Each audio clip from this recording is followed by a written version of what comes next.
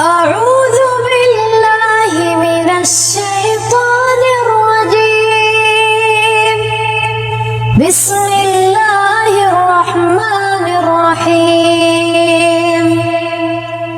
الحمد لله نحمده ونستعينه ونستغفره ونعوذ بالله من شرور أنفسنا ومن سيئات أعمالنا من يهده الله فلا مضل له ومن يضلله فلا هادي له وأشهد أن لا إله إلا الله وأشهد أن محمدًا عبده ورسوله أما بعد فإن خير الحديث كتاب الله وخير الهدي هدي محمد صلى الله عليه وسلم وشر الأمور محدثاتها وكل محدثة بدعة وكل بدعة ضلالة وكل ضلالة في النار. أعوذ بالله من الشيطان الرجيم. بسم الله الرحمن الرحيم. يا أيها الذين آمنوا اتقوا الله حق تقاته ولا تموتن إلا وأنتم مسلمون. يا أيها الناس اتقوا ربكم الذي خلقكم من نفس واحدة وخلق منها زوجها وبث منهما رجالا كثيرا ونساء واتقوا الله الذي تساءلون به والأرحام إن الله كان عليكم رقيبا. يا أيها الذين آمنوا اتقوا الله وقولوا قولا سديدا يصلح لكم أعمالكم ويغفر لكم ذنوبكم ومن يطع الله ورسوله فقد فاز ومن يطع الله ورسوله فقد فاز فوزا عظيما.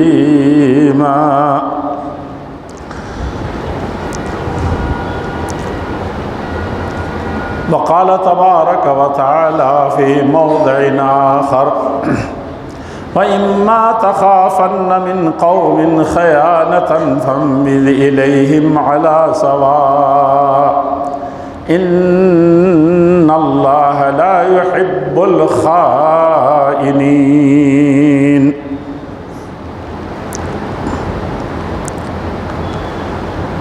بہت ہی معزز باسعادت خوش نصیب پیارے بھائیوں بزرگوں ساتھیوں، ملت کی بہت ہی پاک دامن باحشمت و عفت ماں اور بہنوں اور قوم کے عزیزوں اور نونہالوں، اللہ جل شانہ و عم نوالہ انتہائی محبت کی بنیاد پر جو بندوں کے ساتھ ان کو ہے، وہ بندوں کے ان کے مقصد زندگی سے، ان کے مقصد حیات سے اور دنیا اور آخرت میں کامیابی کے تمام ہی راستے بتاتے ہیں۔ اسی کے لیے انہوں نے انبیاء کو نازل فرمایا، انبیاء کو بھیجا، قرآن کو نازل فرمایا اور رسولوں کا سلسلہ جاری ہوا، اللہ کی کتابیں نازل ہوتی رہیں، اللہ کے بھیجے ہوئے رسول انسانیت کی بھلائی کے لیے بڑی محنت کی، بہت جتن کیا، اور انہوں نے اسی کو مقصد حیات بنایا اور اپنی زندگی لگا دی۔ اسی لیے ہمارے ایمان کے مطابق انبیاء کرام، اللہ کے رسول جتنے گزرے ہیں وہ سب سے افضل قرار پاتے ہیں، کیونکہ اللہ جل شانہ سب سے بڑے ہیں، اور جو اللہ جل شانہ والا کام کرتے ہیں وہ سب سے افضل ہوتے ہیں، سب سے بہتر ہوتے ہیں۔ ان نبیوں نے جتنی اچھی باتیں دنیا میں تھیں سب بتائیں۔ روئے زمین پر سب سے اچھی چیز ایمان کی دولت تھی، اور وہ کلمہ لا الہ الا اللہ کے واسطے سے بندے کو ملتا ہے۔ لا الہ الا اللہ، اللہ کے علاوہ حقیقت میں کوئی معبود نہیں، عبادت کے لائق نہیں۔ یہ سب سے بڑی دولت تھی جو اللہ جل شانہ نے بندوں کو دی۔ انبیاء کرام نے سب سے زیادہ اسی پر محنت کی۔ جتنے نبی آئے، سب سے پہلی دعوت، سب سے پہلا پیغام، انسانیت کے لیے سب سے بڑی نعمت یہی چیز تھی، اور اسی چیز کی طرف بلایا۔ جتنے نبیوں کا قرآن کریم میں ذکر ہے، قُلْ يَا قَوْمِ اعْبُدُوا اللَّهَ مَا لَكُم مِّنْ إِلَٰهٍ غَيْرُهُ، اے لوگو، اے نبی آپ لوگوں سے کہیے، ابراہیم علیہ السلام آپ بھی کہیے، نوح علیہ السلام آپ بھی کہیے، اور یعقوب و ابراہیم اور اسماعیل اور لوط اور ہود، جتنے انبیاء آئے سب کو یہی حکم تھا کہ یہی کلمہ جو سب سے انسانیت کی کامیابی کے لیے ہے، یہی بنیاد ہے۔ اصلها ثابت وفرعها فی السماء، اس کی جڑیں بڑی مضبوط ہیں۔ یہ پودا کسی کو مل گیا تو اس کی شاخیں پوری دنیا کو چھا جاتی ہیں، آسمان تک پہنچتی ہیں، اور آسمان سے پھیل کر کے ساری دنیا میں چھا جاتی ہیں۔ اس لیے جتنی بھی عبادات ہیں، جتنے بھی اچھے معاملات ہیں، انسان کے جتنے اخلاقیات ہیں، سب اسی سے مل کر کے جاتے ہیں، سب اسی کی شاخیں ہیں۔ کلمہ طیبہ لا الہ الا اللہ یہی بنیاد ہے، اور اسی کو سب سے بڑا امانت قرار دیا گیا ہے۔ اس امانت کو ادا کرنے کا حکم تمام انبیاء کو تھا کہ یہ امانت پہنچانی ہے، انبیاء کو دی گئی ہے لا الہ الا اللہ کی۔ انا عرضنا الامانۃ علی السماوات والارض والجبال فابین ان یحملنها واشفقن منها وحملها الانسان انه کان ظلوما جہولا۔ اللہ جل شانہ نے بتایا ہے کہ ہم نے اس امانت کو پیش کیا تھا، کلمہ لا الہ الا اللہ کو، اور اس سے ملی ہوئی جتنی بھی عبادات ہیں، جتنے ہی فرمودات ہیں، اور جتنے ہی اللہ کے احکام ہیں، آرڈر ہیں، جس شکل میں بھی ہو۔ یہ تو ہم لوگ ہیں جہاں الجھ جاتے ہیں، کہتے ہیں کہ یہ فرض ہے، یہ سنت ہے، یہ واجب ہے، یہ مستحب ہے، اس میں ہم لوگ اٹکتے ہی نہیں ہیں، بھٹک جاتے ہیں۔ تو مسلمان اس کو نہیں جانتے، یہ سب اللہ کا حکم ہے۔ مستحب ہے وہ بھی اللہ کا حکم ہے، اللہ کا دین ہے۔ کلمے کا جز، کلمے کا ایک شاخ یہ بھی ہے، حیا ایمان کی ایک شاخ ہے، اور اسی طریقے سے جتنی نیکیاں ہیں یہ سب ایمان کی ایک شاخ ہیں۔ ایک ادنا سا کام سمجھانے کے لیے فقہا نے، بزرگوں اور علماء نے، محدثین نے یہ بتایا کہ یہ فرض ہے، یہ واجب ہے، یعنی بہت تگڑا ہے، بہت ضروری ہے۔ لیکن ایک مستحب چیز ہے، پسندیدہ، اللہ کو پسند ہے، فرض واجب کچھ نہیں ہے، سنت نہیں ہے، لیکن حکم اللہ کا ہے، بات اللہ کی ہے، پسند اللہ کی ہے۔ اس لیے فرض میں اور اس سنت میں، اس مستحب میں کوئی فرق نہیں ہے پسند ہونے کے حساب سے۔ جیسے اعلیٰ درجے کا قانون ہے، سب سے بڑا قانون ہے، بڑا سخت قانون ہے، اور ایک قانون تھوڑا نرم ہے، لیکن قانون تو دونوں حکومت کا ہے نا۔ آپ تو یہ نہیں کہیں گے کہ یہ کسی دوسرے ملک کا قانون ہے اس لیے اس کو چھوڑتے ہیں۔ قانون ہے تو قانون کا پالن، کہیں کہ نہیں ہم روڈ پر چلتے ہیں تو یہ فاؤل تو بہت چھوٹا سا فاؤل ہے، یا اس کا پالن کرنا قانون کے، اس روڈ اور روٹ کا جو پالن ہے یہ تو بہت گھٹیا، اس کو نہیں کریں گے تب بھی ہو جائے گا۔ آپ بغاوت کیجئے تو وہ بغاوت ہے، جیسے بڑے سے بڑے قانون میں بغاوت کریں آپ۔ تو یہ نہ سمجھنے کی وجہ سے بڑی الٹی سمجھ ہو رہی ہے، بڑے مشکلات آ رہے ہیں۔ جب مسلمانوں نے اپنی 60 سال کی زندگی میں جس کے لیے پیدا ہوا تھا کہ اس کو جانیں، جب نہیں جانتا تو دوسرے کیا جانیں گے؟ دوسرے نہیں جانیں گے۔ جج بھی کہے گا کہ نہیں یہ پردہ تو ہے، اسلام میں اتنا بڑا درجہ نہیں ہے، اور وہ کہہ دے گا کہ یہ واجب ہی تو ہے، کہہ دے گا سنت ہی تو ہے، مستحب ہے، بالکل یہ ایک طرح سے پسند کی چیز ہے۔ پسند ہے، آپ کے پسند کی چیز نہیں ہے، میرے پسند کی چیز نہیں ہے، علماء کے پسند کی چیز نہیں ہے، اللہ کے پسند کی چیز ہے۔ تو جس طریقے سے فرض نماز پڑھنا، یہ زناکاری اور بدکاری جس طرح سے برا ہے، اسی طریقے سے برا یہ بھی ہے، لیکن نہ سمجھنے کی وجہ سے، سمجھانے کے لیے بتایا گیا تو آپ نے اس کو غائب کر دیا اپنے صفوں سے۔ کہتے ہیں سنت یہ تو چھوڑو اس کو، یہ مستحب یہ تو چھوڑو اس کو، یہ واجب کے درجے میں آتا ہے، فرض کے درجے میں نہیں آتا۔ یہ سنت تو ہے لیکن مؤکدہ نہیں ہے۔ نتیجہ کیا ہوا کہ دین کا کھلواڑ ہو گیا۔ ایک حدیث کا انکار کرتے ہیں، کہتے ہیں ایک حدیث ہی تو ہے، ہم تو ساری حدیثوں کا نہیں کرتے، ایک سے آپ نے بنیاد رکھ دی اور وہیں سے سنت کی محبت، اس کی عظمت اور اس کی اہمیت ہم نے ختم کر دی۔ اب آپ فرائض پر بھی ہاتھ صاف کریں گے، واجبات پر بھی ہاتھ صاف کریں گے، اور دین کی بنیادوں اور اس کے اساس کو بھی آپ ہلا ڈالیں گے۔ اس لیے اس کو آسانی سے نہیں، اس کو سمجھنے کی ضرورت ہے، بہت زیادہ جاننے کی ضرورت ہے۔ واجب اور سنت فرض صرف اس لیے ہوا تھا کہ دین پر چلنا آپ کے لیے آسان ہو جائے، آپ نے اس کو دین پر چلنے کے لیے مشکل بنا دیا ہے۔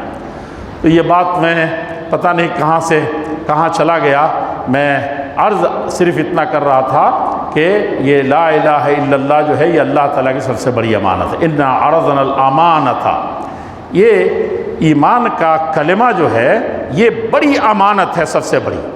انبیاء کو جو سب سے بڑی امانت دی گئی اس میں سب سے بڑی امانت یہی تھی۔ اللہ تعالیٰ کیا فرماتے ہیں؟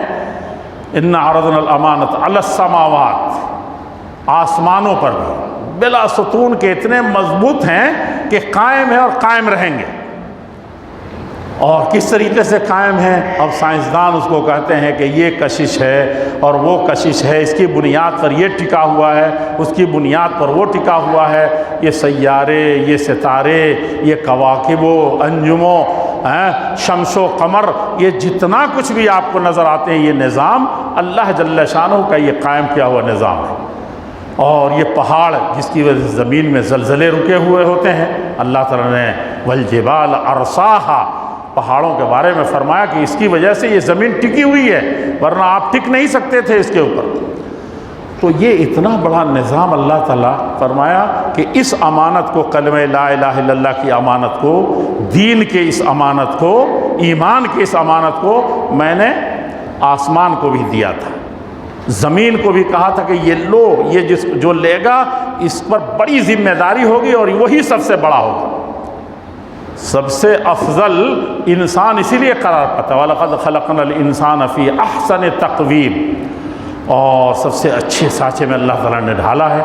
اور یہ بھی بتا وَلَقَدْ كَرَّمْنَا بَنِي آدم، بنی آدم کی اولاد کو، آدم کو ہم نے بڑا مقام عطا فرمایا ہے، بڑی عزت دی ہے، اللہ جل شانہ نے فرمایا۔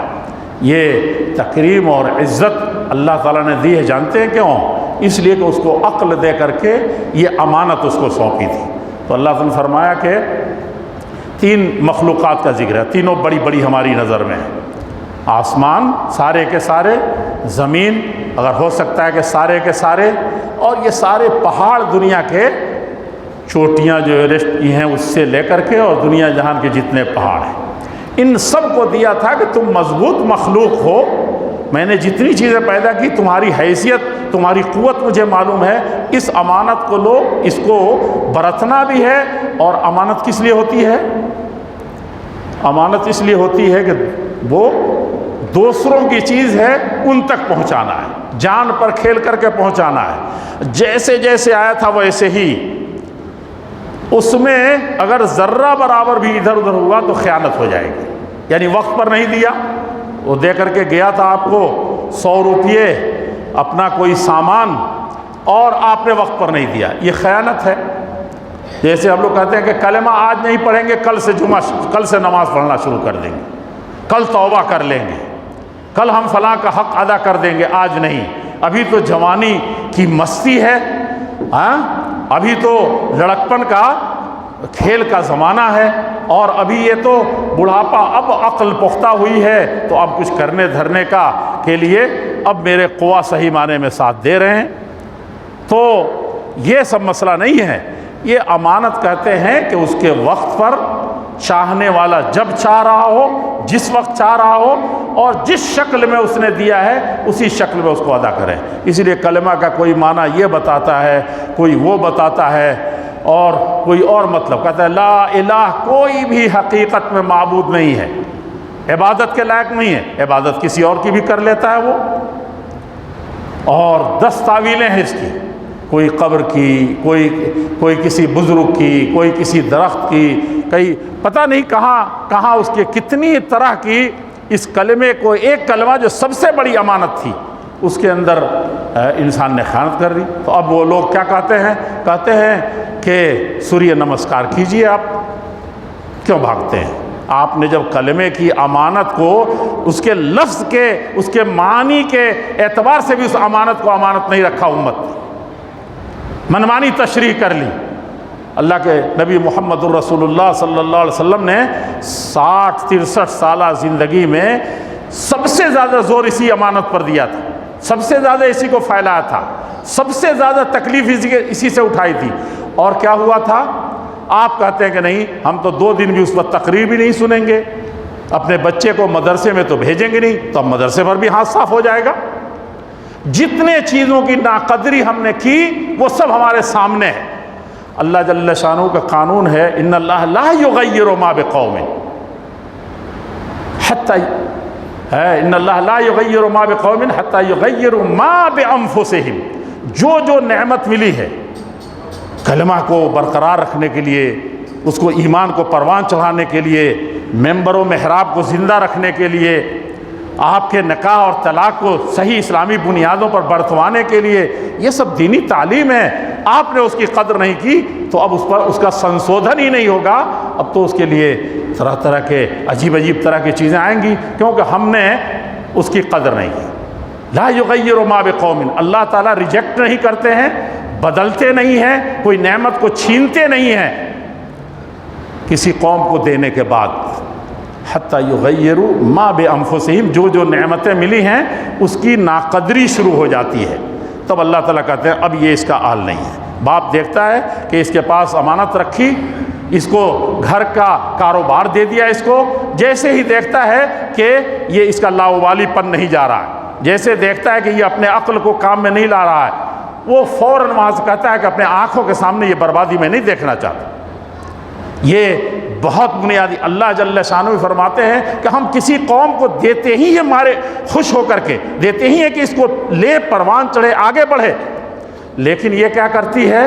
اس میں لاپرواہی برتتی ہے، اور کم سے کم اس کی حیثیت، اس کی وقعت اور اس کی اہمیت اس کی نظر میں کم ہو جاتا ہے۔ اللہ تعالیٰ کہتے ہیں چھینو اس سے، ان تتولوا یستبدل قوما غیرکم ثم لا یکونوا امثالکم۔ اللہ تعالیٰ فرماتے ہیں کہ ان نعمتوں کی ناقدری کر کے تم پلٹ جاؤ گے، اس کی اہمیت کو نہیں جانو گے، اس کے لیے پیدا کیے گئے یہی تمہارا سب سے بڑا ہم و غم نہیں ہوگا، تو یستبدل قوما غیرکم، اللہ تعالیٰ بدل کر کے لے آئیں گے ایک دوسری قوم کو، دوسرے دیکھیں گے، اور ثم لا یکونوا امثالکم، وہ تمہاری طرح ناقدر نہیں ہوگی، قدردانی کرے گی اس کی۔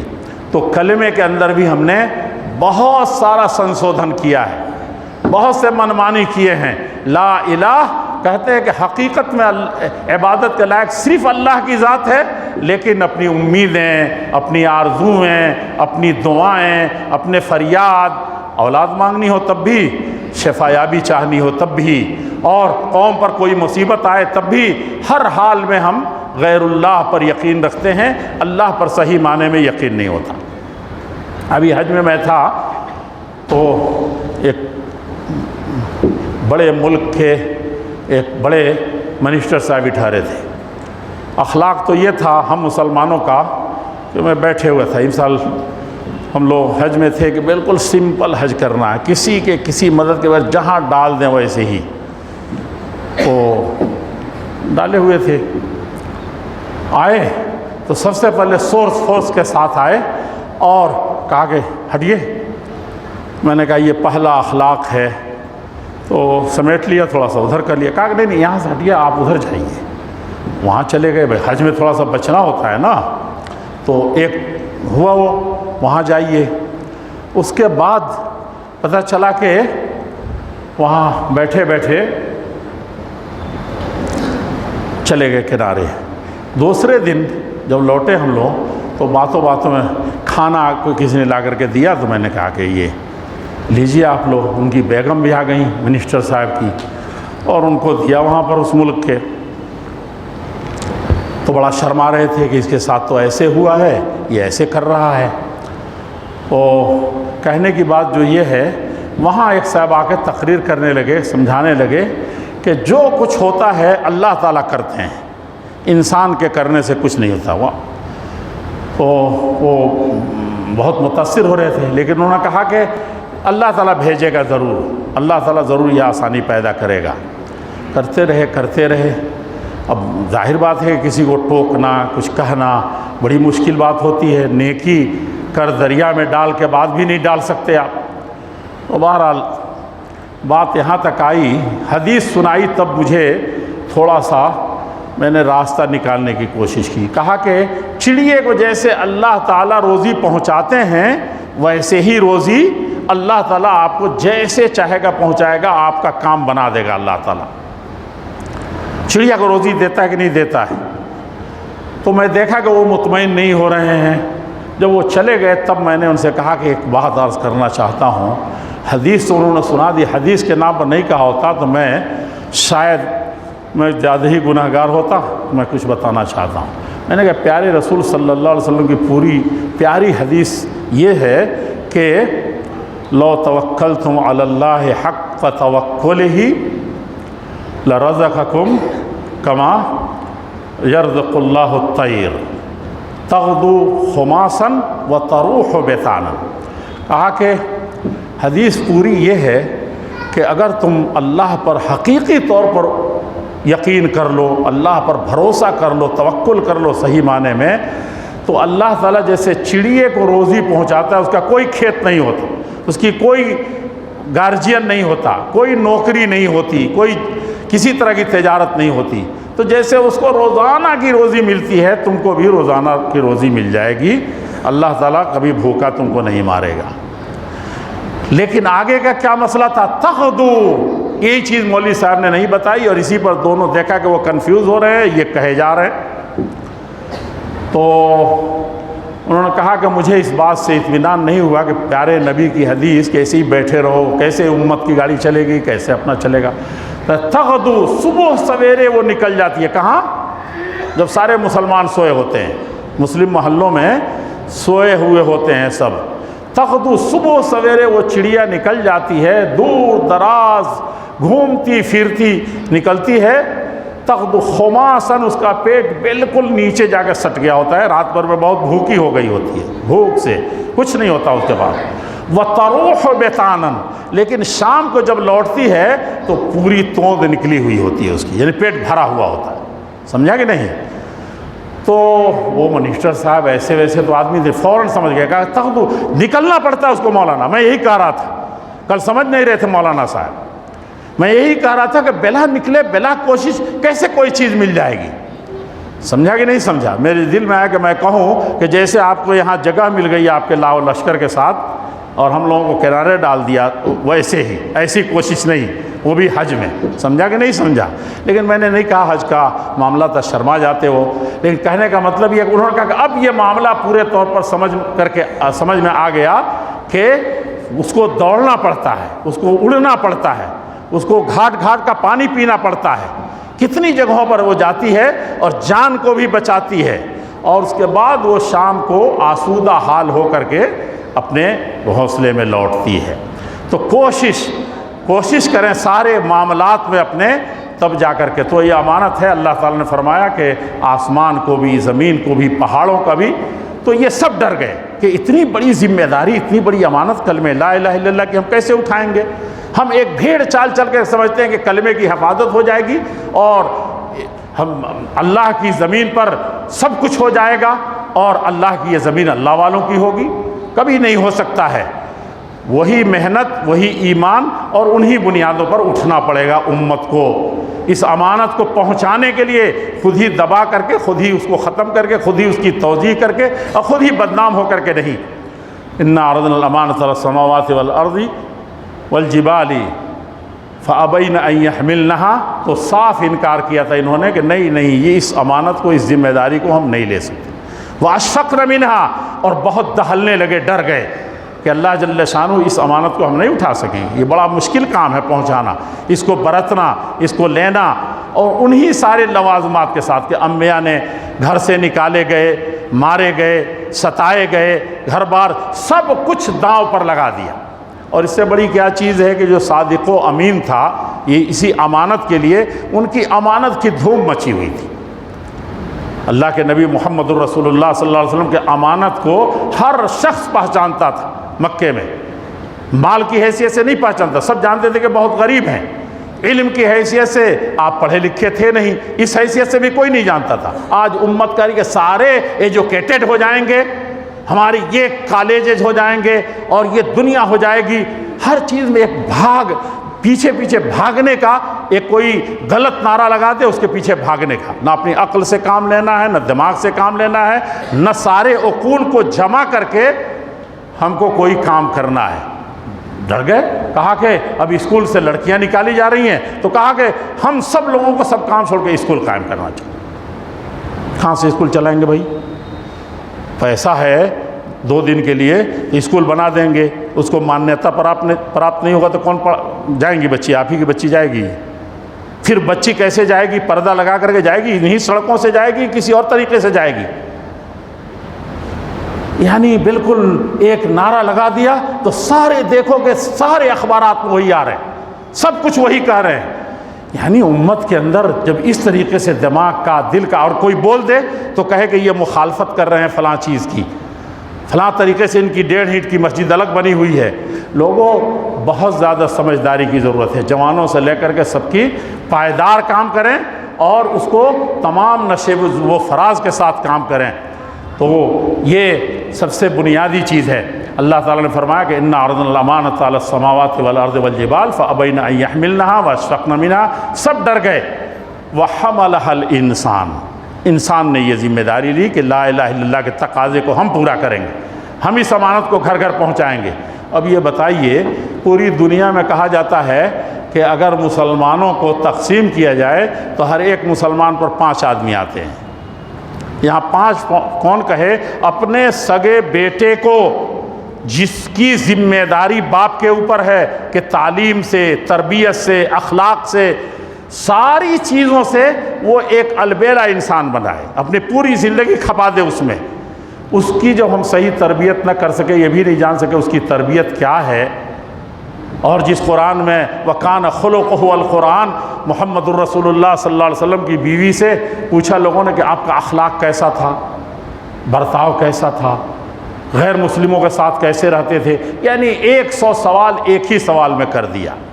تو حضرت عائشہ صدیقہ رضی اللہ تعالیٰ نے صرف ایک ہی جواب دیا، کان خلقہ القرآن، آپ کا اخلاق قرآن تھا۔ جو سب سے اونچی بات لا الہ الا اللہ کی کہی گئی، وہ اس کے سب سے بڑے آپ ماننے والے تھے، سب سے بڑے پہنچانے والے تھے، سب سے زیادہ عمل کرنے والے۔ نماز یہ سب سے اونچی امانت ہے اللہ تعالیٰ کی، سب سے بڑے اخلاقی چیز ہے جو سکھاتی ہے آپ کو، کہا کہ وہ دیا۔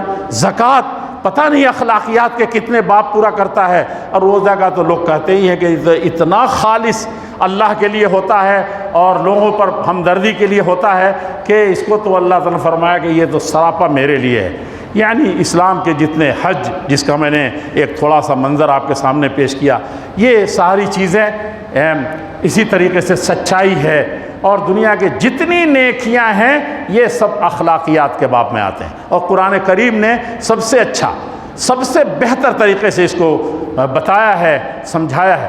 اور اخلاق کے خلاف، امانت کے خلاف جو چیزیں ہیں، وہ جتنی برائیاں ہیں، بڑی سے بڑی انسان شرک کی برائی، ان الشرک لظلم عظیم، وہاں سے لے کر کے اور جو بے حیائی ہے، بدکاری ہے، لوگوں کے حقوق تلف کرنے ہیں، یہ دنیا میں جتنی چیزیں اخلاقیات سے متعلق ہے، جو اخلاقیات کو خراب کرتی ہیں، ان ساری چیزوں کو قرآن سے زیادہ بہتر کہیں اتنے اعجاز کے ساتھ کہیں بیان نہیں۔ انہوں نے حضرت عائشہ صدیقہ رضی اللہ عنہ فرمایا کان خلقہ القرآن، آپ کا اخلاق قرآن کریم تھا، اور کیونکہ اللہ تعالیٰ نے فرمایا وَإِنَّكَ لَعَلَىٰ خُلُقٍ عَظِيمٍ، کہا کہ اخلاقیات جو کچھ قرآن میں ہیں، جو کچھ نبیوں نے برتا ہے، جو کچھ انبیاء کرام نے دنیا کے اچھے لوگوں نے کیا ہے، وہ محمد الرسول اللہ صلی اللہ علیہ وسلم اس کے جامع تھے۔ تو یہ حقیقت میں انسان جس نے یہ لیا ہے، جو بھی برت لے جائے وہی کامیاب انسان ہے، سب سے بہتر انسان ہے۔ تو اس بڑے امانت سے لے کر کے جو عام امانت جس کو ہم لوگ سمجھتے ہیں کہ کسی نے آپ کو کوئی چیز دی اور آپ نے اس کو ہو بہو اس کو ویسے ہی پہنچا دیا، حتیٰ کہ اس کا وہ بھی دیکھا جائے کہ کس شکل میں دیا تھا، ایسا نہیں کہ وہ جس ڈبے میں دیا تھا، وہ ڈبہ جس جھولے میں دیا، جس بیگ میں دیا تھا، وہ بیگ بھی آپ نے کہا پیسے کی حفاظت ہو رہی ہے لیکن وہ بیگ سڑ گل گیا، 25 سال سے پڑا ہوا ہے، کہا کہ نہیں، یہ امانت اسی طریقے سے پہنچنی چاہیے۔ اور اللہ کے پیارے رسول صلی اللہ علیہ وسلم سخت حالات میں بھی، میں ایک اور آیت جو آیت پڑھی ہے اس کی روشنی میں آپ سے کچھ عرض کروں کہ اللہ تبارک تعالیٰ نے قرآن کریم میں فرمایا ہے وَإِمَّا تَخَافَنَّ مِنْ قَوْمٍ خَيَانَةً، کسی بھی قوم سے، کسی بھی پارٹی سے، کسی بھی جماعت سے، کسی سے بھی آپ کو اندیشہ ہو کہ یہ خیانت ہو رہی ہے ہمارے ساتھ، جو امانت تھی اس میں خیانت کی جا رہی ہے، تو آپ کیا کریں؟ اندیشہ ہو تو یقین ہونے لگے کہ کھلم کھلا خیانت ہو رہی ہے، اما تخافن من قوم خیانۃ فانبذ الیہم علی سوا، تو اے نبی آپ کیا کیجئے کہ صاف صاف کہیے کہ ہمارے اور آپ کے درمیان بات یہ تھی، اب خیانت ہو رہی ہے، اس میں اس معاہدے کو توڑا جا رہا ہے۔ سب سے بڑی امانت لوگ سمجھتے ہیں کہ صرف وہ پیسہ دیا اور اس کی امانت ہے۔ میں تو بار بار شاید یہاں بھی کہا ہو کہ ایک مدرسہ ہے، ایک اسکول ہے، ایک کسی طرح کا بھی آپ چلاتے ہیں، ایک بچہ جو لا کر کے دیتا ہے گارجین آپ کو، وہ 1 لاکھ روپیہ جو امانت دے کر کے گیا تھا اس کے مقابلے میں زیادہ بڑی امانت ہے وہ، آپ اس کو ضائع کر دیں اپنے کسی بھی حیثیت سے تو یہ سب سے بڑی خیانت ہے۔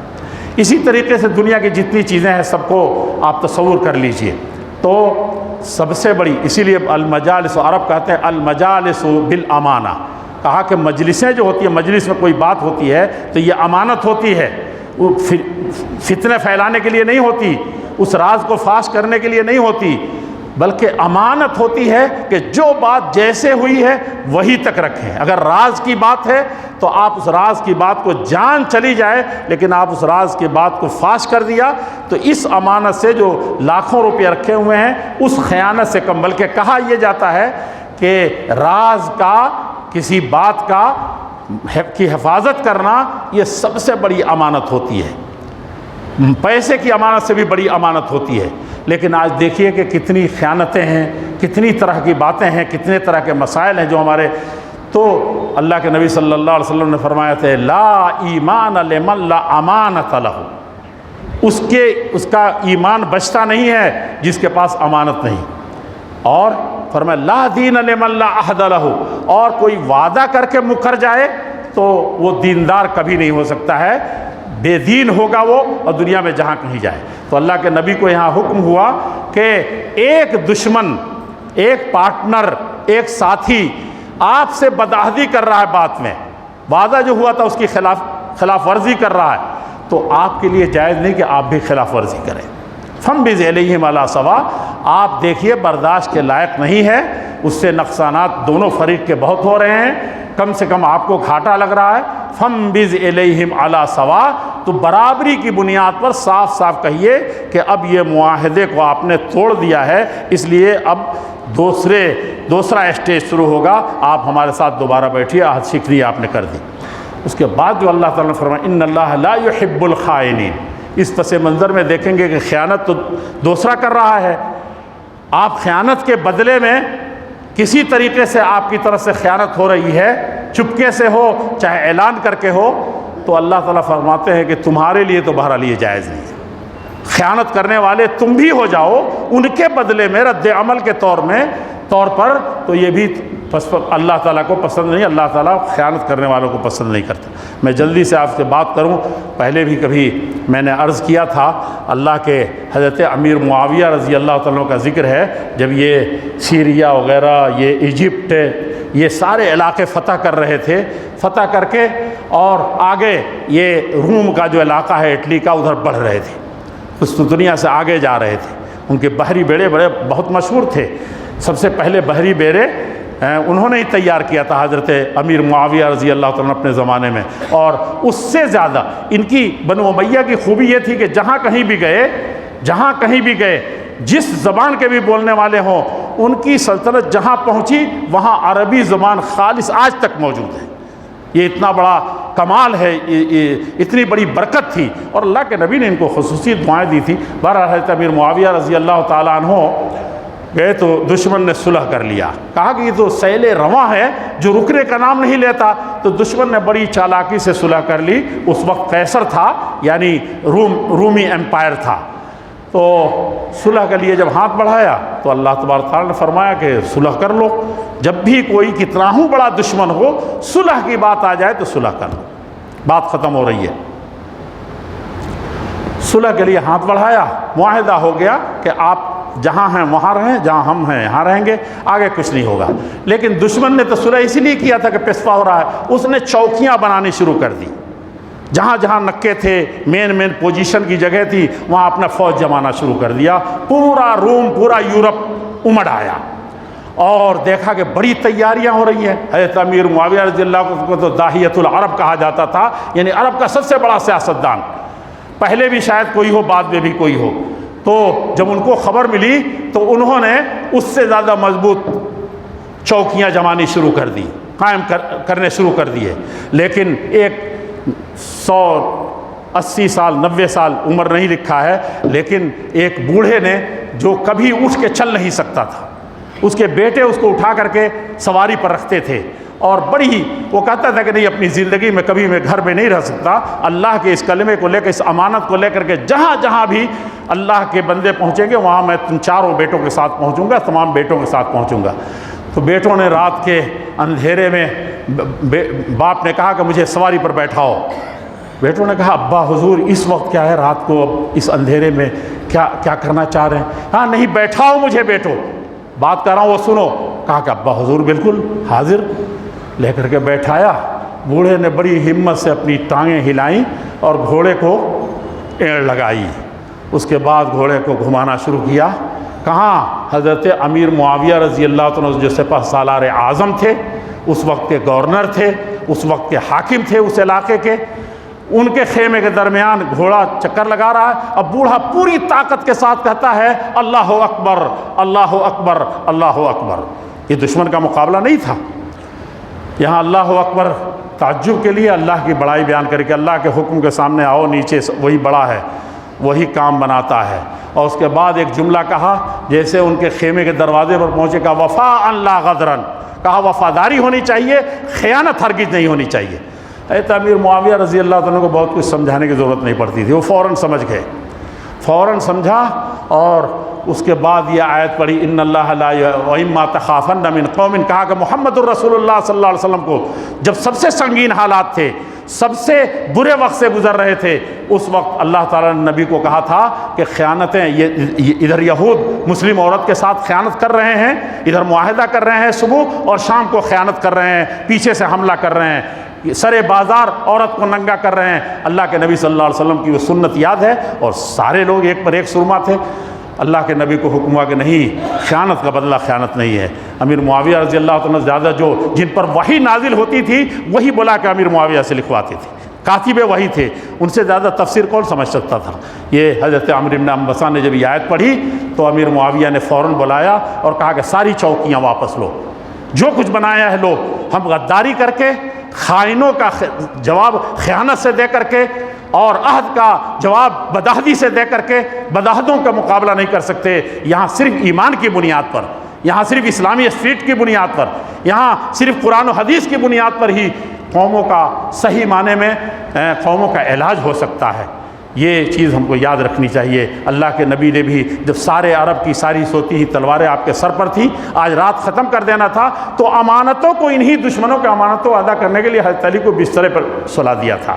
اور بھی بہت سے واقعات ہیں تاریخ اسلام کے جس کو ہم کو یاد رکھنا چاہیے، اللہ سے دعا کرنی چاہیے کہ جو امانت ہم کو اللہ تعالیٰ نے دی ہے اس میں ہم کتنا خیانت کر رہے ہیں، دوسرے ہماری امانتوں میں کتنی خیانت کر رہے ہیں، چاہے وہ زبان کی ہو یا جس حیثیت کی ہو۔ پہلے اپنا کردار درست کریں اور اس کے بعد خائنوں کا کسی طریقے سے جواب دینے کے لیے ہم کو تیار رہنا چاہیے، اپنے اخلاق سے، اپنے کردار سے، اپنے ایمان سے۔ اور وہ قوت جو محمد الرسول اللہ صلی اللہ علیہ وسلم کو انتہائی سخت حالات میں بھی جس نے یہ پیغام دیا تھا اور صاف صاف کہا تھا، بلکہ میں آخری جملہ یہ کہی دوں کہ اللہ کے رسول صلی اللہ علیہ وسلم نے ظالموں کے ہاتھ سے خانہ کعبہ کی چابی ملی تھی، عثمان ابن طلحہ کے ہاتھوں سے لیا تھا، اور خانہ کعبہ کا طواف کرنے کے بعد شکریہ کے بعد جانتے ہیں 23 سالہ زندگی ساری انسانیت پر اتنے کٹھن دن نہیں گزرے ہوں گے۔ آپ نے بلایا کہ کہاں عثمان ابن طلحہ، یہ اللہ نے قرآن میں نازل فرمایا ہے کہ ان اللہ یامرکم ان تؤدوا الامانات الی اہلھا، امانت دینی ہے، امانت ادا کرنی ہے۔ یہ دشمن جانی جنہوں نے مکے سے مجھے بھگایا تھا، نکالا تھا، چابی لی اور سب کے سامنے ایسے حوالہ کر دیا کہ یہ تمہارے خاندان کی امانت ہے۔ یہ امت امانت جب تک خیانت کرتی رہے گی، ہم تو ہمارا پڑوسی بھی، ہمارا بھائی کوئی محفوظ نہیں ہے۔ اللہ جل شانہ ہم کو جس طریقے سے اس کلمے، اس عظیم امانت کو تو نے عطا کیا ہے، صحیح معنی میں اس کو برتنے کی، اس کو سمجھنے کی توفیق عطا فرما۔ بارک اللہ لی و لکم فی القرآن المجید۔